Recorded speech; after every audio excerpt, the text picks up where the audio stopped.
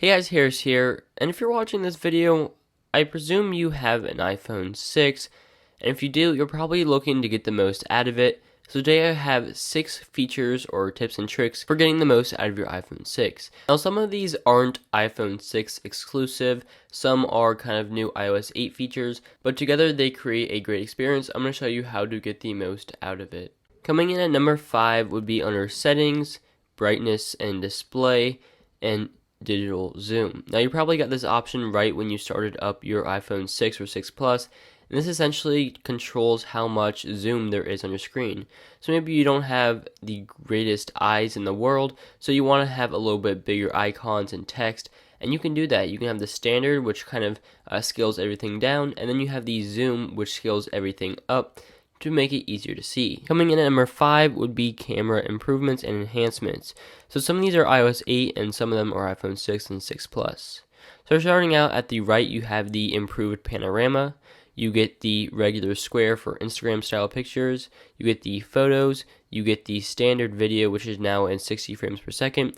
You get the slow-mo and you get the time-lapse. Time-lapse you probably have seen, it just makes everything really fast essentially. Slow-mo is really cool. Now on the 6 and 6 Plus, you have the option to have 240 frames per second or 120, whereas the 5S just had 120, and generations older than that didn't have any. In video, it's pretty much the same basic settings. In photos, you now have the timer options, which was brought in iOS 8, which is really nice. And then, of course, you have the rest, which are pretty much standard. Coming in at number 4 is essentially an accessibility option that is only available on the iPhone 6 and 6 Plus.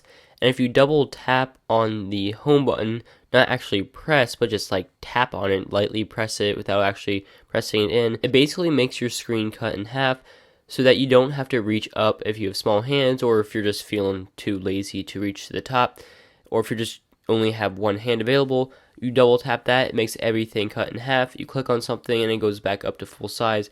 So this is great for navigating one hand or if you have small hands. For number 3, you'll want to dig into settings, general, and usage, and here you get some really awesome stats.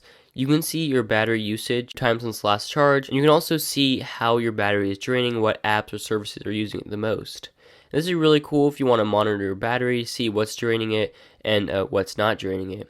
You also can get your storage options to see which apps are taking up the most space, and then your iCloud storage options as well. Coming in at number 2 is a feature that is definitely an iOS 8 feature, but it just has to be on this list. You probably know about this already, and this is custom keyboards. So if you don't really like the keyboard that's default, or if you just want something better, you can add your own custom third-party keyboard.